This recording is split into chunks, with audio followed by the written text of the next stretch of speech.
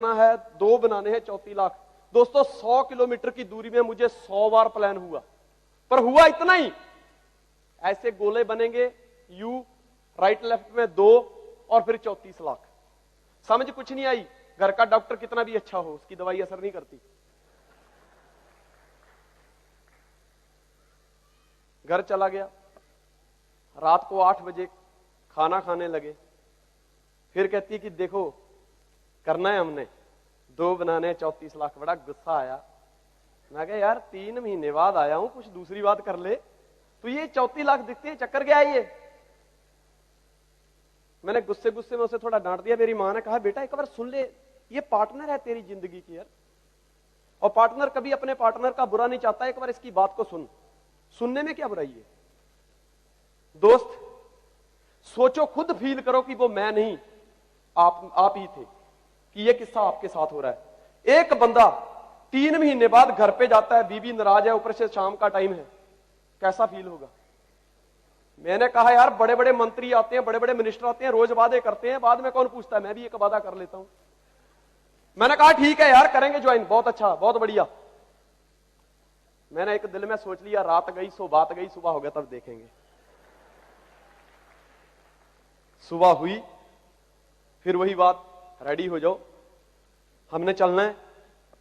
किस्मत बड़ी अच्छी थी दोस्तों, उसके मौसा मौसी ने ज्वाइन किया था, उनके घर पे गए और वहां पे एक ग्रेट शख्सियत, मेरी great upline mister Surendra Kumar ji से मुलाकात हो गई।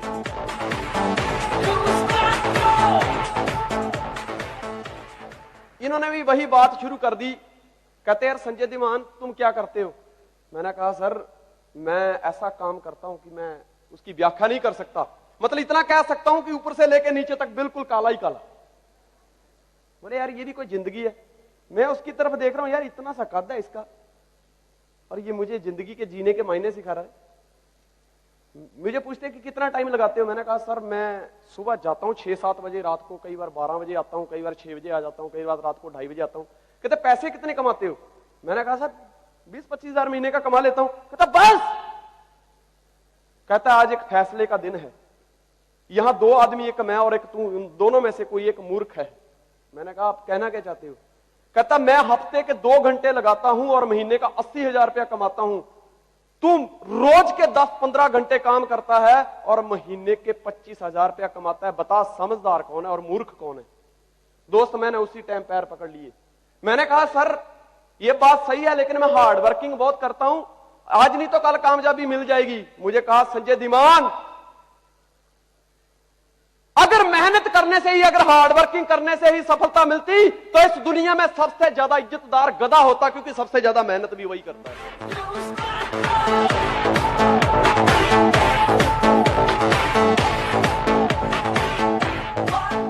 प्लान शेयर हुआ, मैंने कहा ये तो वही प्लान है। कहते हाँ वही है। मैंने कहा सर मुझे नहीं आता।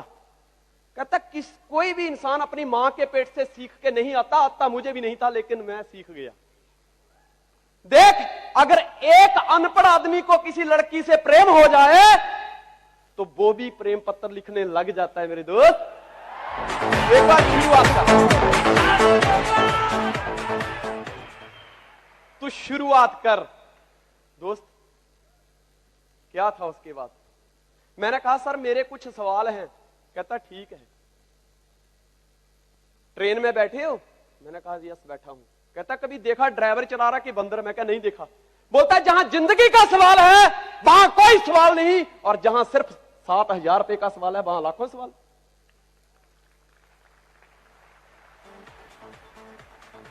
दोस्त प्लान मेरे ससुर के घर पे हुआ। जब 7,000 की बात आई तो मैंने ससुर जी की तरफ देखा। मैं कहा लड़की दी है 7,000 रुपया भी दे ही देंगे। पर कहते हैं बाबू बड़ा ना भैया, सबसे बड़ा रुपया, और वही कम वक्त मेरे पास नहीं थे। तो ससुर जी ने इशारा किया, बोला बेटा बहुत अच्छा बिजनेस, करो करो करो, शाबाश शाबाश। मैं भी कर रहा हूं, बहुत बढ़िया, करो करो। मैंने कहा थोड़ी दया करो। कहते दया बुजदिलों पे की जाती है, जो कायर होते हैं दया उन पे की जाती है। तू अपने आप को कायर समझता है? बड़ा गुस्सा आया।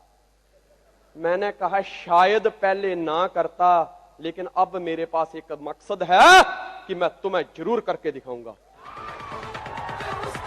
और मैंने एक चैलेंज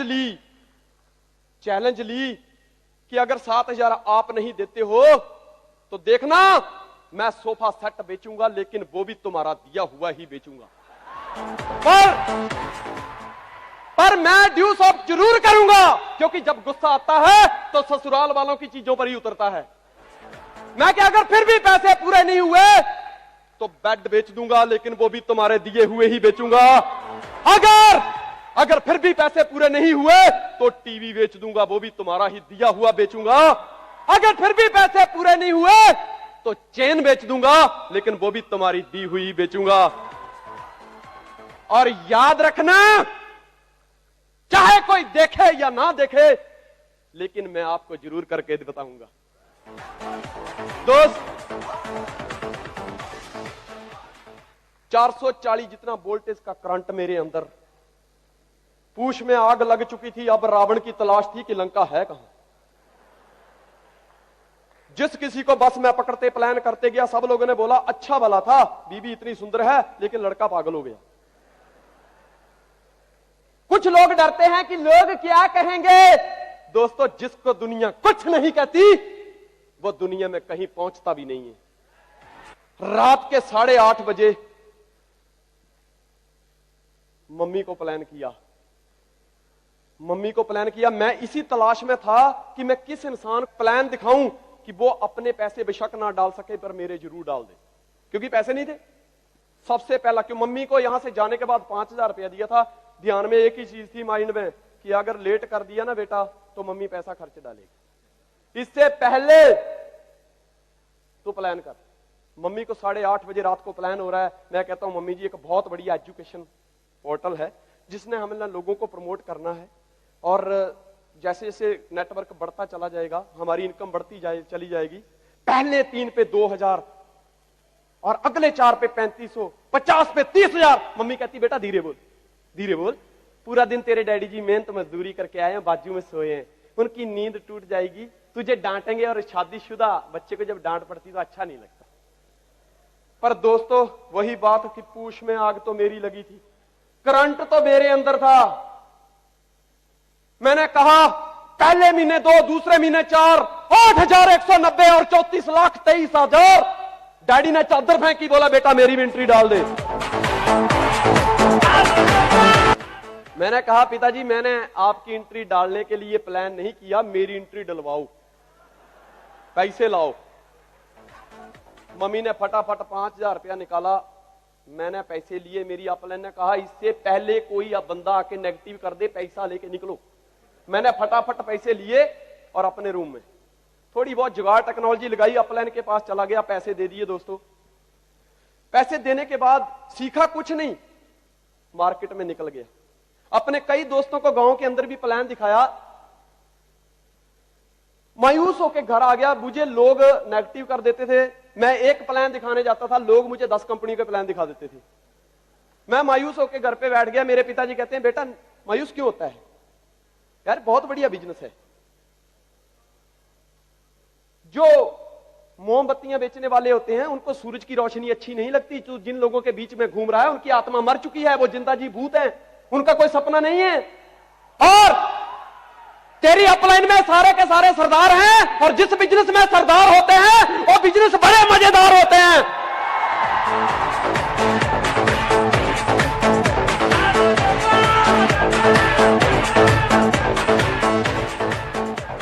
मैं कहा क्या बात है, सही बात है। मुझे कहा बेटा ये माहौल में आने वाला बिजनेस है, ये अच्छे लोगों का बिजनेस है। माहौल इंसान की जिंदगी को बदल देता है। अगर एक बीए पढ़ा हुआ आदमी पुलिस में भर्ती हो जाए तो 3-4 साल के बाद उसमें 8वीं जितनी योग्यता रह जाती है। लेकिन एक अनपढ़ आदमी किसी स्कूल में काम करने लग जाए तो 3-4 साल के बाद उसमें 8वीं जितनी योग्यता हो जाती है। और ये तो एजुकेशन का काम है बेटा, और शिक्षा विद्यादान से बड़ा कोई दान नहीं। तो जुट जा, क्योंकि ये जिंदा लोगों का बिजनेस है, ये मर्दों का बिजनेस है, मुर्दों का नहीं। तू अपने जैसे मर्द ढूंढ इस दुनिया में, मर्दों की कोई कमी नहीं है मेरे दोस्त।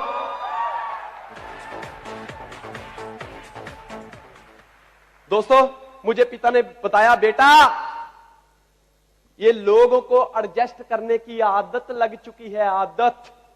जिस तरह जहाज को ऊपर उठने के लिए इंजन की जरूरत होती है, कार को आगे बढ़ने के लिए इंजन की जरूरत होती है, लिफ्ट को ऊपर उठने के लिए मोटर की जरूरत होती है, इसी तरह इंसान को आगे बढ़ने के लिए आदतों की जरूरत होती है। एक बुरी आदत अपने अंदर डालना बड़ा आसान है, लेकिन उसके साथ पूरी जिंदगी निकालना बहुत मुश्किल है। एक अच्छी आदत अपने अंदर डालना बहुत मुश्किल है, लेकिन उसके साथ पूरी जिंदगी बिताना बहुत आसान है। यह आदतों का बिजनेस है। लोग अपनी आत्मा को मार चुके हैं, लोग पूरी जिंदगी एडजस्ट करते रहते हैं। तू क्या एडजस्टमेंट लाइफ जीना चाहता है? मुझे कहा संजय धीमान क्या इस तरह की जिंदगी जीना चाहता है? मैं क्या बापूजी बिल्कुल नहीं, ये तो मुझे बिल्कुल पसंद नहीं है।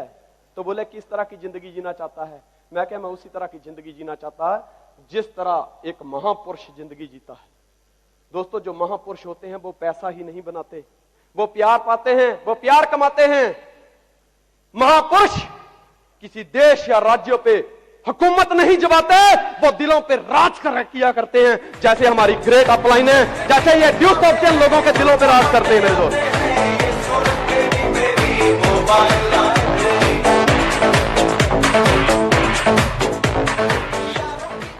दोस्तों, उसके बाद ग्रेट अपलाइनों की शरण में आ गए मिस्टर गगनदीप सिंह, जिन्होंने इस पत्थर की मूर्ति बना दी। मेरे दोस्त, बहुत घड़ा। मिस्टर हरप्रीत सिंह लक्की, जिन्होंने इस इंसान के अंदर जान डाली। और दोस्त, दो भाई जिन्होंने हमारे दिल को छुआ, मिस्टर रमनजीत सिंह को करेजा और परमिंदर सिंह को करेजा। और दोस्त, ऐसी ही जोड़ी बीडीएस एंटरप्राइज और हम सब की great upline mister DS Virdi मिले। और दोस्तों, काफिला बनता गया। जैसे कि दो लोगों से पप्पू सर ने बताया, शुरुआत हुई थी मिस्टर मितेश पटेल और दूसरी एमपी टीम।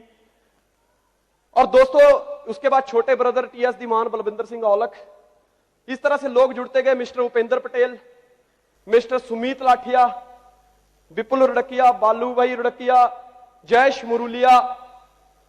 और दोस्त, इस तरह विशाल दर्जी, चेतन चावड़ा, लोग मिलते गए, काफिला बनता गया। और आज 3 लाख लोगों की टीम बन चुकी है। मेरे दोस्त, थैंक्स उस महान हस्ती का, मेरे दोस्त, जिसने ड्यू सॉफ्ट को बनाया।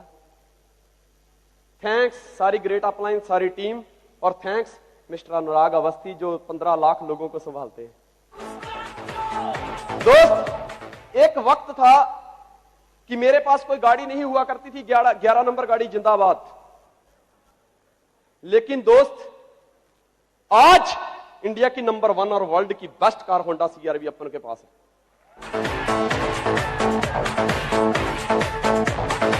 एक वक्त था, मुझे दोस्तों 3 लोग नहीं जानते थे, लेकिन आज वक्त है कि लोग कम से कम भी 50 लाख लोग हिंदुस्तान नहीं बल्कि पूरे देश में अपन को जानते हैं। एक वक्त था दोस्तों कि लाइफ को एडजस्ट कर करके चल रहे थे, लेकिन आज लाइफ आउट ऑफ कंट्रोल हो चुकी है। मेरे दोस्तों, भगवान कभी नहीं आता। मैं पहले भी स्टेज पर आज से 5 साल पहले बोल चुका हूं कि भगवान कभी नहीं आता। वो किसी ना किसी इंसान को ही भगवान के रूप में उसकी लाइफ में भेजता है, बस बट उसको पहचानने के लिए आंखें चाहिए। Are you agree? Are you agree?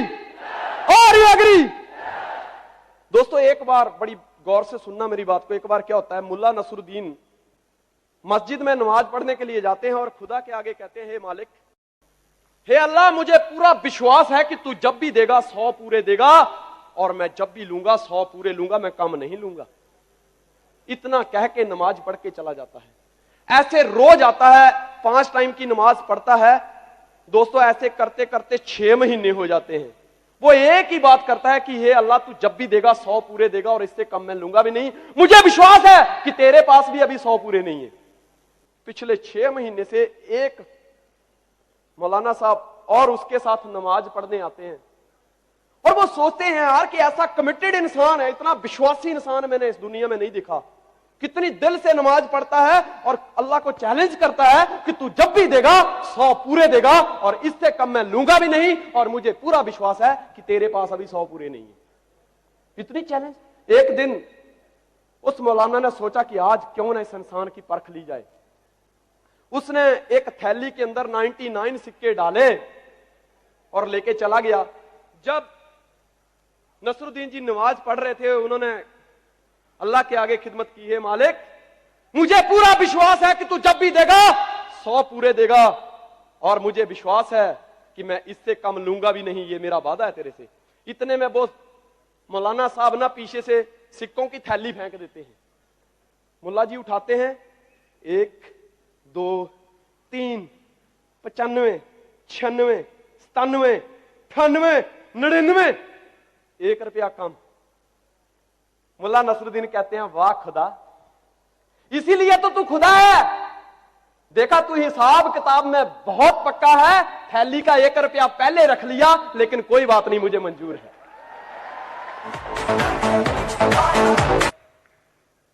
उसको अल्लाह 100 रुपया देने, 100 के सिक्के देने नहीं आया, लेकिन अल्लाह ने किसी न किसी इंसान को भेजा और उसकी वो जो मांग थी वो पूरी की। दोस्त, आज हमारी अपलाइनें, आप सबकी अपलाइनें मेरे दोस्त आपके पास हैं। खुदा ने उनको भेजा है आपको करोड़पति बनाने के लिए। क्या आपको करोड़पति बनना है? आपका बनना है? क्या आपका बनना है? आपका बनना है? आपका बनना है? आपका बनना है? आपका बनना है? आपका बनना है? दोस्तों, जिंदगी की लड़ाइयां सिर्फ तेज और तर्राट लोग नहीं जीतते, बल्कि आज नहीं तो कल जीतता वही है जो आखिर दम तक लड़ता है। किसमें हिम्मत है आखिरी दम तक लड़ने की? मैं आपसे पूछ रहा हूं, मैं आपसे पूछ रहा हूं, मैं आपसे पूछ रहा हूं, किसमें हिम्मत है आखिरी दम तक लड़ने की? क्या मैं है? दोस्तों, लास्ट में एक छोटी सी स्टोरी आपको और बताना चाहता हूं। एक राजा होता है जिसकी 4 बीवियां होती हैं। ये राजा 4 नंबर बीवी को बहुत बेहद प्रेम करता है। उसकी कोई डिमांड होती है, अभी जवान पे आती है, उससे पहले राजा उसकी इच्छा पूरी कर देता है। बड़ा बेहद प्रेम। जो तीसरी बीवी होती है वो भी बड़ी सुंदर होती है, राजा उससे भी प्रेम करता है, पर राजा के दिमाग में हमेशा डाउट रहता है कि अगर खुदा ना खास्ता मुझे कुछ हो गया तो इसकी कोई गारंटी नहीं है, कभी भी किसी के साथ शादी कर लेगी। और जो 2 नंबर वाली बीवी होती है, दूसरे नंबर वाली, राजा उससे भी बेहद प्रेम करती है। लेकिन दोस्त, वो जो बीवी होती है, राजा कभी भी मुसीबत में आता है तो उससे सलाह लेता है और उसको बड़ी बड़ी मुसीबतों से बाहर निकालता है। और जो 1 नंबर वाली बीवी होती है, राजा ने कभी भी उससे प्रेम नहीं किया, बट यहां उल्टा है, वो राजा से बेहद प्रेम करती है। दोस्तों, इसी तरह यहां पर बैठे हुए शादीशुदा और कवारे इंसान की, कवारे, जब इंसान कवारा होता है तो उसकी 4 बीवियां होती हैं, शादी के बाद एक और बढ़ जाती है।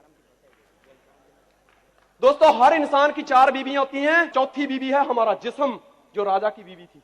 हमारा जिस्म, थोड़ी सी भी प्रॉब्लम आती है, हम तुरंत उसकी इच्छा पूरी करने लग जाते हैं। थोड़ी सी डिमांड करता है, तुरंत उसकी इच्छा पूरी करने लग जाते हैं। लेकिन दोस्त,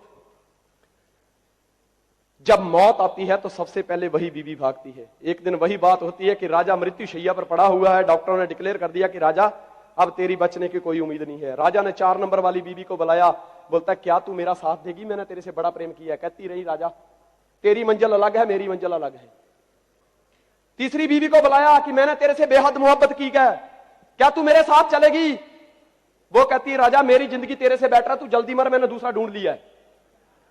जो दूसरी बीवी होती है उसको राजा कहता है कि क्या तू मेरे साथ चलेगी? तू हर मुसीबत से मुझे बाहर निकालती आई है। कहती है, राजा मैं चलूंगी, लेकिन मेरा तेरा सफर शमशान घाट तक ही है। पहली बीवी को राजा सवाल कर रहे, इससे पहले उसकी बीवी पहली 1 नंबर वाली जो होती है, जिसको राजा ने कभी प्रेम नहीं किया, वो कहती है, राजा मैं तेरे साथ चलूंगी क्योंकि मैंने तेरे से बेहद प्रेम किया है।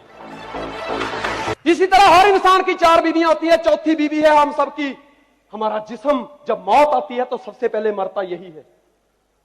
इंसान के जिस्म की कोई कीमत नहीं होती, इंसान के कारनामों को पूजा जाता है मेरे दोस्त। तीसरी बीवी है मेरे दोस्त हमारी दौलत। जब इंसान मरता है मेरे दोस्त, तुरंत दूसरे से शादी कर लेती है, तुरंत दूसरे के नाम पे ट्रांसफर हो जाती है। दूसरी बीवी है हमारे रिश्तेदार। जब हम मरते हैं तो हम उनकी यात्रा, उनका साथ हमारा शमशान घाट तक ही होता है मेरे दोस्त, आगे कोई नहीं जाता। और सबसे पहली बीवी है हमारी आत्मा।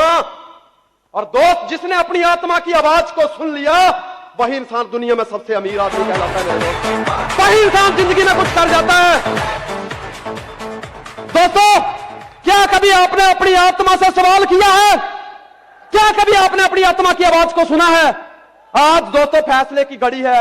आज अपनी आत्मा की आवाज को सुनना है कि मैं एक शेर हूं या बुज़दिल, मैं एडजस्टमेंट लाइफ जीना चाहता हूं या एक करोड़पति की लाइफ। फैसला आपको करना है मेरे दोस्त। अपनी आत्मा की आवाज को सुना था थॉमस एडिसन ने, और जिसने मेरे दोस्त अंधेरे में रोशनी जला दी थी। अपनी आत्मा की आवाज को सुना था महात्मा गांधी ने, अंग्रेजों के छक्के छुड़ा दिए, देश को आजाद कर दिया था। अपनी आत्मा की आवाज को सुना था हमारे इंडिया के सबसे बड़े बिजनेसमैन धीरूभाई अंबानी ने। अगर इंसान ठान ले तो दुनिया को मुट्ठी में किया जा सकता है मेरे दोस्त। अपनी आत्मा की आवाज को सुना था बिल गेट्स ने, और दोस्त उसने दुनिया को डब्बे में बंद कर दिया। अपनी आत्मा की आवाज को सुना था मिस्टर ऋषि सहदेव ने, और जिसने लाखों लोगों की जिंदगी बदल दी मेरे दोस्त। आज का दिन है मेरे दोस्त, अपनी आत्मा की आवाज को सुनने का दिन है मेरे दोस्त। आज का दिन अपनी आत्मा की आवाज को सुनने का दिन है। क्या आपको लगता है कि आप कर सकते हैं? क्या आपको लगता है कि आप करोड़पति बन सकते हैं? क्या आपको लगता है कि आप दुनिया में झंडा फहरा सकते हैं? क्या आपको लगता है कि आप ड्यूस ऑफ को टॉप पे ले जा सकते हैं? क्या लगता है? क्या लगता है कि फोड़ देंगे कि छोड़ देंगे? बुज़दिल होते हैं वो कहते हैं सर, सेमिनार में आते कहते हैं फोड़ देंगे फोड़ देंगे। घर पे जाते हैं बीबी कहती है लाइट भी लाया है, बच्चे की फीस बाकी है, वैन वाला पैसे मांग रहा था, दूध वाले के पैसे बाकी है, करियाने वाले ने तो आज मना कर दिया, बोले तुम्हें करियाना नहीं मिलेगा। इधर से जाते कहते फोड़ देंगे फोड़ देंगे। टोटल मारते हैं यार 15,000 महीने का चाहिए, क्या करना है, छोड़ देंगे। शेरों की जिंदगी जीनी है मेरे दोस्त या बुज़दिलों की? क्योंकि ये मर्दों का काम है मेरे दोस्त ठाकुर, ये मुर्दों का काम नहीं।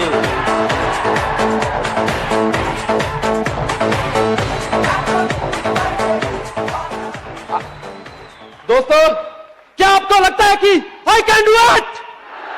क्या आपके अंदर यह कहने की हिम्मत है कि sir I can do it? क्या आप अपने आप को बेस्ट समझते हैं? क्योंकि दोस्तों, जो इंसान खुद को सलाम नहीं करता, दुनिया उसको कभी भी सलाम नहीं करती। तो दोस्त, क्या आपके अंदर यह कहने की हिम्मत है कि yes sir I am the best, I can do it? क्या आपके अंदर हिम्मत है? तो दोस्तों, मेरे साथ पूरी फायर के साथ, पूरे जोश के साथ, पूरे जुनून के साथ दुनिया को प्रूव कर दो कि I am the best, ड्यूस ऑप्टेंस are the best, I am the best, I am the best, I am the best, I am the best, we are the best, we are the best, I am the best, I am the best, I can do it, I can do it, I can do it, I can do it, I can do it, I can do it, we can do it, we can do it, I am the best. दोस्तों, wish you all the best. If I can do it, you can also do it. कि आज भी जिसका खून ना खोला, आज भी जिसका खून ना खोला, खून नहीं वो पानी है। अब भी बंदा जो ड्यू सॉफ्ट ना करे, बेकार उसकी जबानी है। Thank you. क्या बात है, जोरदार तालियां हो जाए दोस्तों, एवरीबॉडी।